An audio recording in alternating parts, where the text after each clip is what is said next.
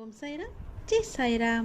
என் அன்பு குழந்தையே, உன்னுடைய வாழ்க்கையில் நீ எப்படி எதிர்காலத்தில் முன்னேறப் போகிறோம் என்ற கவலையோடு, மனதில் குழப்பத்தோடு எப்போதுமே இருந்து கொண்டிருக்கிறாய். அது உனக்கு தேவையே இல்லாத விஷயம். நீ கவலையே படாதே. விரைவில் உனக்கான மாறுதல்கள் எல்லாம் ஏற்பட போகிறது. அந்த மாறுதல்கள் எப்படி இருக்கும் என்று நீ பயப்படாதே. அது நன்றாகவே இருக்கும். உன் எதிர்கால வாழ்க்கைக்கு ஏற்ற மாறுதல்களாக இருக்கும். நல்ல மாறுதல்களாக இருக்கும். அந்த மாறுதல்கள் ஏற்பட போகிறது விரைவாகவே. உன் வாழ்வில் அனைத்து மங்களங்களுமே உண்டாகப் போகிறது. உன் முன் ஜென்ம தொடர்பு ஒன்று உன்னை தேடி வரப்போகிறது. எப்போதோ உள்ள தொடர்பு உன்னை தேடி வந்து கொண்டிருக்கிறது. உனக்கும் அதற்கும் முன் ஜென்ம தொடர்பு ஒன்று எப்பொழுதும் இருந்து கொண்டே இருக்கிறது. அது உன்னை தேடி வந்து கொண்டிருக்கிறது. நீ நினைத்தது நடக்கவில்லையா? நான் தான் காரணம். உனக்கு எது நல்லதோ அதை மட்டும்தான் நான் நடத்துவேன். நீ கோபத்தில் புலம்பினாலும் அதற்கெல்லாம் நான் கவலைப்பட மாட்டேன். கோபத்தில் நீ என்னை திட்டினால் கூட நான் அதை பெரிதாக எடுத்துக்கொள்ள மாட்டேன். உன்னை திட்டும் உரிமை எனக்கு இருக்கும்போது நீ என்னை திட்டும் உரிமை உனக்கு கிடைக்காதா? நிச்சயம் உண்டு. உனக்கென்று படைக்கப்பட்ட ஒன்று உன்னை வந்து சேரும் நாள் வெகு தொலைவில் இல்லை. நீ தவமாய் வேண்டி நின்ற உன் வேண்டுதல் நிறைவேறப் போகிறது. நீ சிந்திய கண்ணீர் இனி ஆனந்த கண்ணீராக மாறும். உன் பொறுமையும் நம்பிக்கையும் இனி வீண் போகாது. செல்வமே, நீ மகிழ்ச்சியுடன் வாழப்போகிறாய். உனக்கானது உன்னிடத்தில் வந்து சேரும் நேரத்தை நீ நெருங்கிவிட்டாய். குருவை துதிப்பதற்கு மிஞ்சிய செயல் வேறொன்றுமே கிடையாது. குருவே மும்மூர்த்திகளின் அவதாரம். குருவின் மீது திட நம்பிக்கை இருந்தால் உனக்கு நல்லது மட்டுமே நடக்கும். ஒருவன் முழு மனதுடன் நம்பிக்கையுடன் என்னை நாடி என்னிடமே வந்தால் அவன் உடல் ஆன்மா இரண்டை பற்றியும் எந்தவித கவலையும் கொள்ள வேண்டியிருக்காது. நான் உன்னுடன் எப்பொழுதுமே இருப்பேன். உனக்குள்ளே இருப்பேன். உனக்கு புறத்தும் இருப்பேன். நீ எப்படி இருந்தாலும் என்ன செய்தாலும் அவ்வாறு நான் உனக்கு துணையாகவே இருப்பேன். தேவர்களும் பிறப்பெடுக்க விரும்பும் மானிட பிறப்பில் செய்வதற்கு எத்தனையோ இருக்கின்றது. இது தெரியாமல் மாயையில் திளைத்து பொறாமை, கோபம், துவேஷம், உதாசீனப்படுத்துதல் போன்ற செயல்களில் நாம் உழன்று கொண்டிருக்கிறோம்.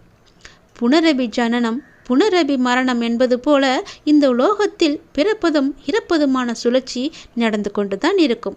எதற்காக இந்த மனித ஜென்மம் எடுத்திருக்கிறோம் என்று கேட்கிறார் ஒருவர்.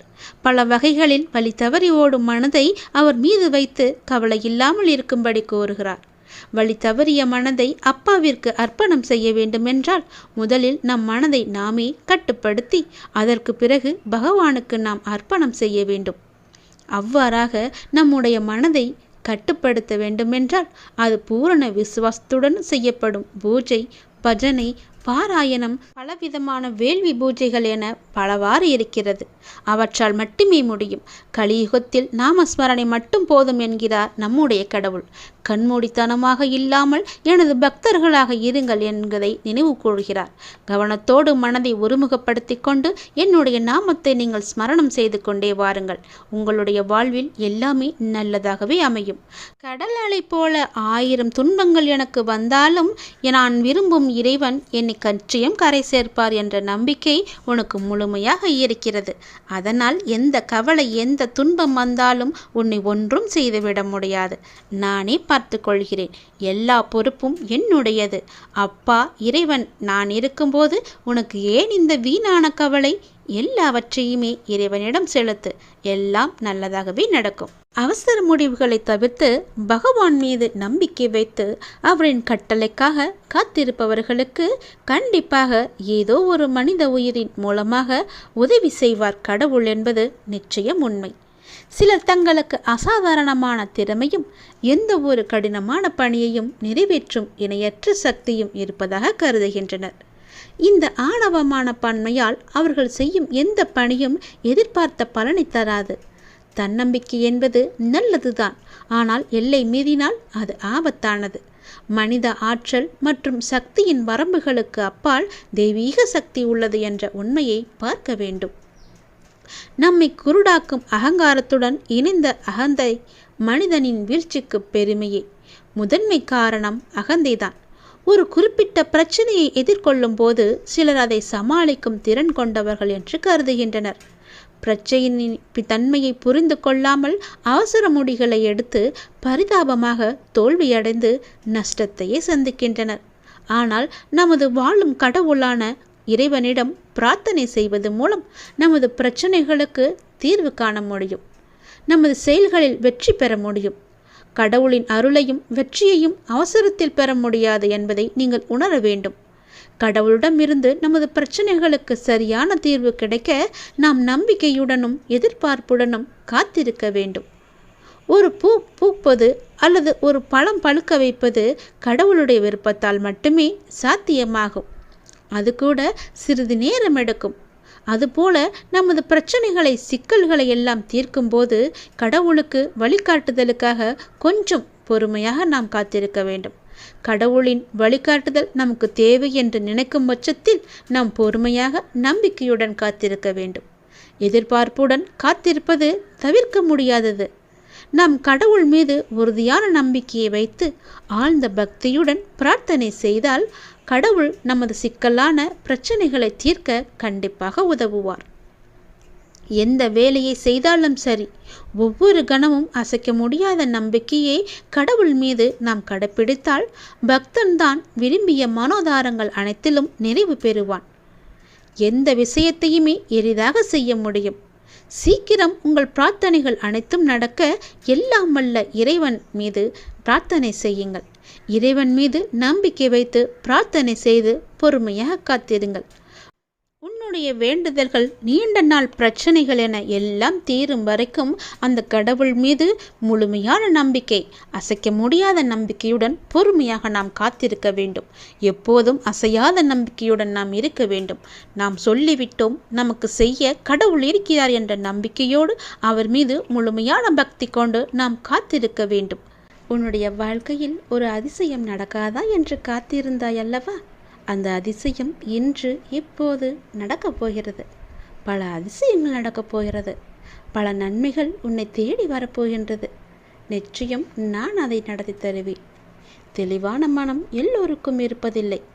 இந்த உலகில் உன்னை சுற்றி நடக்கும் சம்பவங்கள் அனைத்துமே அதற்கேற்ப உன்னை செயல்பட வைக்கும். ஞானத்தால் அதை உணர்ந்து அதிலிருந்து உன்னை விலக்கிக் கொள்ள வேண்டும். நீ உணர்ந்து கொள். அது கொஞ்சம் கடினம்தான், ஆனால் நிச்சயம் உன்னால் முடியும். சில நேரங்களில் உன் கர்ம வினையால் நீ மாட்டிக்கொள்கின்றாய். ஆனாலும் என் மீது உனக்கு உள்ள நம்பிக்கையால் நீ மீண்டு வர முயற்சிகளுக்கு நான் உனக்கு துணையாக இருப்பேன். மீண்டும் உன்னை வரச் செய்வேன். இந்த வாழ்க்கையை நீ சந்தோஷமாக வாழ்ந்துதான் ஆக வேண்டும். அதில் எந்த விதமான மாற்றமும் கிடையாது. இன்பம் துன்பத்தை சந்தித்தாலும் உன்னுடைய மனமானது சமநிலையில் இருக்க கற்றுக்கொள்ள வேண்டும். எல்லாமே உன்னால் முடியும். உண்மையான மகிழ்ச்சியை நிச்சயம் நான் உனக்கு தருவேன். நீ யாருடைய உதவி உனக்கு கிடைத்தால் நன்றாக இருக்கும் என்று உன் மனதில் நினைத்து கொண்டிருக்கின்றாயோ, அவரிடமிருந்து உனக்கு ஒரு நிச்சயமாகவே ஒரு அழைப்பு வரும். அவர் உனக்கு உதவி செய்ய முன் வருவார். அதற்கு தடையாக இருந்தவைகள் எல்லாம் இப்போது நீங்கும் நேரம் வந்துவிட்டது. அதனால் உன்னுடைய மனபாரம் தீர்ந்துவிடும். நீ கவலைப்படாதே. நீ கேட்ட இடத்திலிருந்து உனக்கு உதவி கிடைக்கப் போகிறது. அது எதுவாக வேண்டுமானாலும் இருக்கலாம். நீ என்ன கேட்டிருந்தாயோ அந்த உதவி உனக்கு நிச்சயம் கிடைக்கும். நீ என்னுடைய பிள்ளை. உன்னை நான் கைவிட மாட்டேன். கவலையின்றி நிம்மதியாக இரு. சிறு தடை வந்தாலும் அதை உடைத்து நீ மேலே செல்லப் போகின்றாய். உனக்கு பொற்காலம் தொடங்கிவிட்டது. உன் வாழ்வில் சில விஷயங்கள் தாமதமாக நடப்பதாக கவலைப்பட்டு கொண்டிருந்தாய் அல்லவா? அந்த கவலைக்கெல்லாம் ஒரு முற்றுப்புள்ளி வைத்து விட்டேன். இனி நீ செய்யும் காரியங்கள் எந்த தாமதமுமின்றி உடனடியாக நடப்பதற்கான சூழ்நிலைகள் உன்னை தேடி வரப்போகின்றன. உனக்கு என் மேல் வருத்தம் இருக்கலாம். ஏன் இத்தனை தடைகள் தாமதங்கள் என்று? எல்லாவற்றிற்குமே ஒரு காரணம் உண்டு. இனி உன் வாழ்க்கை வேகம் எடுக்கப் போகிறது. நீ சுறுசுறுப்பாக செயல்பட போகிறாய். உன் எல்லா பிரச்சனைகளுக்குமே முடிவு கிடைக்கப் போகிறது. எல்லாவற்றிலுமே உனக்கு வெற்றியும் கிடைக்கப் போகிறது. ஏனென்றால் உன் வாழ்க்கையில்தான் பல அதிசயங்களை நான் கொண்டு வரப்போகின்றனே. பல நன்மைகளை நடக்க வைக்கப் போகின்றனே. நிச்சயம் நான் நடத்தி தருவேன் என்ற நம்பிக்கை உனக்குள் இருந்தால் இது எல்லாமே சாத்தியமாகும். இது என் மீது சத்தியம். நிச்சயம் நடக்கும். உன் வாழ்க்கையில் நீ கேட்ட உதவி நிச்சயம் உனக்கு கிடைக்கும். ஒரு நபரிடமிருந்து உனக்கு ஒரு அழைப்பு வரும்.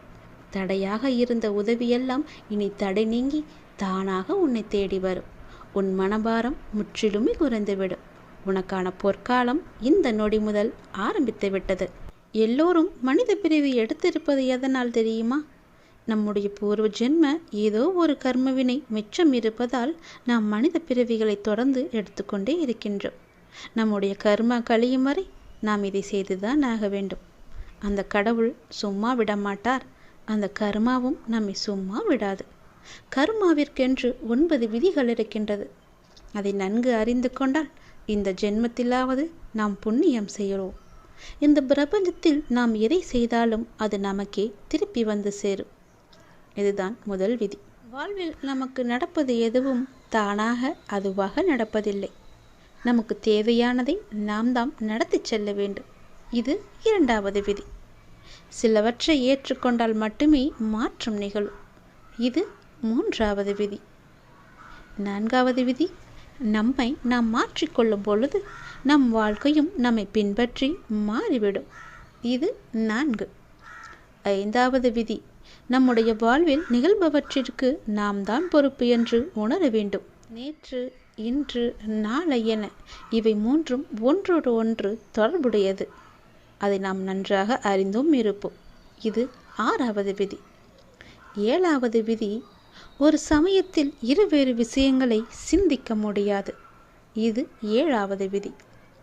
8, நம் நடத்தை நமது சிந்தனையும் செயலையும் பிரதிபலிக்க வேண்டும். நாம் எவ்வாறு நடந்து கொள்கிறோம் என்பதுதான் நம்முடைய சிந்தனையும் செயலும் அடங்கியிருக்கிறது. இது 8வது விதி. 9வது விதி என்ன தெரியுமா? நம்முடைய முன்காலத்தையே நாம் பார்த்து கொண்டிருந்தால் நம்முடைய நிகழ்காலம் நம்மை விட்டு போய்விடும். எதிர்காலம் ஒன்று இருப்பதாகவே நம்மால் உணர முடியாது. இதோடு நம் வாழ்க்கை முடிந்துவிடும் என்று எண்ணிக்கொண்டே இருப்போம். இது 9வது விதி. இப்படி கர்மா தனக்குத்தானே 9 விதிகளை விதித்து வைத்திருக்கிறது. அதன்படிதான் நாமும் நடக்க வேண்டும். நாம் பிறருக்கு நன்மை செய்தால் நமக்கு ஏதோ ஒரு ரூபத்தில் பிற்காலத்தில் ஆபத்து காலத்தில் அதற்கு நமக்கு கை கொடுக்கும். நாம் ஒருவருக்கு தீங்கு செய்தால் அது நமக்கு பிற்காலத்தில் தீங்கை தான் தரும். அதனால் நாம் எது செய்தாலும் என்ன செய்தாலும் ஒரு முறைக்கு பல முறை யோசித்து நன்மையாக இருக்கும்படி நாம் செய்ய வேண்டும். யாருக்கும் எந்த நேரத்திலும் தீங்கு நினைக்கக்கூடாது. தீங்கு செய்யவும் கூடாது. பிறரை பற்றி புறம் பேசவும் கூடாது. நம்மால் முடிந்த உதவிகளை நம்முடைய கர்மாக்கள் குறைய வேண்டும் என்று ஆசைப்பட்டால் நம்மால் முடிந்த உதவிகளை செய்ய வேண்டும். கர்மவினை குறைவதற்கு என்ன எல்லாம் செய்ய வேண்டுமோ அவற்றை எல்லாம் செய்து கர்ம பந்தத்திலிருந்து நாம் விடுபட முயற்சி செய்ய வேண்டும். அமைதியாக இருந்து இறைவனின் பாதத்தை தஞ்சமடைந்து அவருடைய நாமத்தை நாம் ஜபித்து கொண்டிருந்தாலே போதும். நாம் பாதி கர்மாவை ஒழித்து விடலாம். நம் வாழ்க்கை சந்தோஷமாக இருக்க அப்பாவின் பாதங்களை இறுக்க பிடித்து கொள்ளுங்கள். நான் உன்னிட்ட ஒரு விஷயத்தை சொல்லணும்னு ரொம்ப நாளாகவே நினச்சிக்கிட்டு இருக்கேன். அது எப்படி சொல்கிறதுன்னு தெரியாமல் தவிச்சுக்கிட்டு இருந்தேன். அதற்கான கால நேரம் சூழ்நிலை எல்லாமே இப்போ கூடி வந்திருக்கு. நான் சொல்வதை கொஞ்சம் காது கொடுத்து கேளு. பொறுமையாக கேளு. அவசரப்படாமல் கேளு. புரியுதா? உன்னை நான் இப்போ சொல்ல போகிறேன். இந்த வாழ்க்கையில் எப்போதுமே உன் முன்னாடி இருப்பதை மட்டும் நீ கவனிச்சு பாரு. உனக்கு பின்னாடி நோக்கி இழுக்கும் எந்த ஒரு விஷயத்தையுமே யோசித்து கூட நீ பார்க்காத. அப்படி பார்த்துன்னு வச்சுக்கோ, உன்னால் முன்னால் இருக்கும் வழியை பார்க்கும் தருவாயை நீ தவற விட்டுடுவ. நீ போகிற பாதை சரிதான். நீ பின்னாடி திரும்பி பார்த்துட்டே போனா நேர்பாதையிலையா போவ? வழி தவறி வேற பக்கம்தானே நீ போவ. அதனால் முன்னால் மட்டும் நீ பார். பின்னோக்கி நீ பார்க்கவே பார்க்காத. உன்கிட்ட ஒரு சிறு குறை இருக்குது. எல்லாத்தையுமே ரொம்ப யோசித்து அதை பெருசாக நினைத்து புழுங்கி புழுங்கி ஒன்று நீயே காயப்படுத்திக்கிட்டு இருக்க. அதை நீ உன்கிட்ட இருந்து முற்றிலுமாகவே தவிர்த்திடணும். உன்னுடைய கர்வம், உன்னுடைய ஆணவத்தை எல்லாமே நீ தூக்கி எறியணும். உனக்கு நிச்சயம் வெற்றி அப்போ தான் கிடைக்கும். உன்னை புரிஞ்சு கொள்ளாமல் உன்னை பற்றி 1க்கு 2 பேசியவர்களோட உண்மை முகத்தை நீ பார்த்தியா இல்லையா? அவங்கள்ட்ட இருந்து நீ விலகி போகணும். அவங்க அப்படி தானே தெரிந்த பிறகும் அவங்கள நம்பி உன்னுடைய நிம்மதியை நீ இழந்துக்கிட்டே இருக்க. அவர்கள் நம்பாதன்னு நானும் பல முறை சொல்லிட்டேன். அவங்கள என்னட்ட விட்டுடு, நான் பார்த்துக்கிறேன். நம்பிக்கை துரோகம் செஞ்சவர்களுக்கு நான் பாடம் புகட்டுறேன். நீ எதுக்கும் வருந்தாத. அவங்க அப்படி பேசுனாங்கன்னா அது உண்மையாகுமா? எனக்கு தெரியும் என்னுடைய குழந்தை எப்படின்னு. நீ கண் கலங்காத. வருத்தப்படாத. எதுக்குமே நீ கண்கலங்கி நிற்கக்கூடாது. அவங்களுக்கு நான் எப்போ புரிய வைக்கணும் அப்படி நான் புரிய வைப்பேன். நீ என்னுடைய குழந்தை இல்லையா? நீ எல்லாருக்கும் முன்னாடியும் வாழ்ந்து காட்டு. இப்போ நான் சொல்கிறத நல்லா ஞாபகம் வச்சுக்கோ. இது உனக்காக மட்டும்னு. ஏன்னா நீ ரொம்பவே மன அழுத்தத்தில் இருக்க. உன் மன அழுத்தத்தை குறைப்பதற்காகத்தான் நான் இப்போ ஓடி வந்திருக்கேன். உன்னுடைய கஷ்டம் தீர்க்க யாரும் இல்லைன்னு யோசிச்சுக்கிட்டு இருக்க தான் நான் உன்னை நோக்கி வந்தேன். அப்பா உன்னை பற்றி ஒரு விஷயத்த சொல்ல போகிறேன். எப்படி இருக்குன்னு சொல்ல போகிறேன். நல்லா கவனிச்சுக்கோ. உன்னுடைய வாழ்க்கையில் உன்னை அவமானப்படுத்தியவருக்கு உன்னுடைய அமைதியை மட்டும் நீ பரிசாக கொடுக்கணும். பெருசாக எதுவுமே செஞ்சிடக்கூடாது. உன்னை வெறுத்தவங்களுக்கு புன்னகையை நீ பரிசாக கொடு. உன்னை ஏமாற்றியவங்களுக்கு மன்னிப்பை நீ பரிசாக கொடு. உன்னை தேவைக்காக மட்டும் பயன்படுத்தியவங்களுக்கு உன்னுடைய நன்றியை நீ பரிசாக கொடு. ஏனென்றால் இவங்க எல்லாமே உன்னை சிதைத்தவர்கள் அல்ல. அவங்களுக்கே தெரியாமல் உன்னுடைய ஆழ் மனதில் யார் யார் எப்படிப்பட்டவர்கள் என்பதை ஆழமாக செதுக்கியவர்கள் அவர்கள். உன்னுடைய கர்மாவை ஒழிக்க வந்தவங்க அவங்க. அதனால் அவங்கள பற்றி நீ கவலைப்படாத. உன்னை அவமானப்படும் போது நீ அவதாரம் எடுக்கணும். வீழ்கின்ற போது விஸ்வரூபம் எடுக்கணும். நீ புண்படுகிற போது புன்னகை மட்டுமே செய்யணும். வாதாடுவதெல்லாம் விட்டுட்டு நீ வாழ்ந்து காட்டு. உன் வாழ்க்கை சந்தோஷமாக இருக்கும். மன நிம்மதியாக இருக்கும். சந்தோஷமாக நீ எப்பொழுதும் வாழணும்னா அப்பா சொல்வதை கேட்டு அதன்படி நடந்துக்கோ. நிச்சயம் உன் வாழ்க்கை செம்மையாக மாறும். நல்லது நடக்கும். உன் வாழ்க்கையில் நீ பயணித்த பாதையை நான் பார்க்கிறேன். சந்தோஷம் நிம்மதியை விட கஷ்டமும் கண்ணீரும் இருப்பதை என்னால் உணர முடிகிறது. உன்னை தேற்றுவதற்காகத்தான் நான் இங்கு உனக்கான எல்லாவற்றையும் சரி செய்து கொண்டிருக்கிறேன். உன் வாழ்க்கையின் சூடுகளை நான் திருத்தி எழுத உன் கர்ம வினைகளுடன் நான் போராடி வருகிறேன். அதை நன்றாக நீ உணர்கிறாய் அல்லவா? உன் கண்ணீரை உன்னை உண்மையாக நேசித்தவர்களுக்காக மட்டும் சிந்து. அதில் தவறு இல்லை. உன்னை துளி கூட மதிக்காது ஏளனமாய் பார்ப்பவர்களுக்காக கண்ணீர் என்னும் பொக்கிஷத்தை நீ வீணாக்காதே. உன் வலி நான் எப்படி புரியாமல் இருப்பேன்? உனக்கு மனவலி ஏற்பட்டதற்கு நியாயம் கேட்கிறாய். அதற்கு நான் நிச்சயம் நியாயம் வழங்குவேன். அது வரைக்கும் நீ பொறுமையாய் நம்பிக்கையுடன் இரு. உனக்கான காலத்தை நான் உருவாக்கிவிட்டேன். இன்னும் சிறிது காலத்தில் அதில் நீ பயணம் செய்ய போகிறாய். உன்னை நான் கண் கலங்க விட மாட்டேன். நீ கண் கலங்கினால் என் மனம் வலிக்கிறது. உன்னை நிச்சயம் நான் செம்மைப்படுத்தி உயர்த்துவேன். உனக்கு நான் எப்போதும் துணை இருப்பேன். உன்னுடைய உண்மையான உழைப்பு, தன்னம்பிக்கை, உண்மை, தைரியம் உள்ளவர்களுக்கு சோதனைகள் பல வரும். அதையும் தாண்டி அவர்கள் சாதனை படைக்கும் காலமும் வந்துவிட்டது. உறவுகளுக்குள் நீ பட்ட துயரெல்லாம் நான் அறிவேன். இருந்தும் நீ அவர்களிடம் கொண்ட அனுசரணை, செய்த தர்மம் என்றும் உன்னை வாழ வைக்கும். இனி உன் வாழ்க்கையில் நீ விரும்பிய வளங்கள் அனைத்தையும் உன்னை வந்து அடையும்படி நான் செய்வேன். இது உன் நற்குணத்திற்கான பரிசு. உன் மதிப்பை அவர்கள் உணரும்படி நான் செய்வேன். தேடி வந்த அதிர்ஷ்டத்தை நீ தொலைத்து விடாதே. இதை கேட்டுவிட்டு நீ தூங்கு. நாளை ஆனந்த கண்ணீருடன் நன்றி கூற நீ ஓடோடி வருவாய். உங்கள் வார்த்தைகளை எல்லாம் நான் கேட்கிறேன். அதனால்தான் நான் பச்சை நிற உடையில் வந்திருக்கிறேன். என்னை நம்பு. இந்த பாபா உங்களுக்கு பொறுப்பாக இருப்பார். நித்தம் நித்தம் எத்தனையோ சொல்லென்னா சோதனைகள். சோதனைகளினால் வரும் உனக்கு வேதனைகள். ஒவ்வொரு கணமும் உங்கள் பொறுமையையும் நம்பிக்கையும் தகர்க்க பார்க்கின்றன. எனக்கு எல்லாம் தெரியும். கொஞ்சம் பொறுமையோடும் நம்பிக்கையோடும் இருந்தால் உனக்கு மனநிறைவானதை என்னால் அளிக்க இயலும். நல்லதே செய்.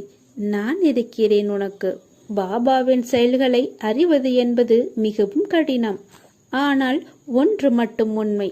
பாபாவின் செயல்களில் ஒரு உட்பொருள் இருக்கும். அவரை நம்பும் பக்தர்களை அவர் என்றும் கைவிடவே மாட்டார்.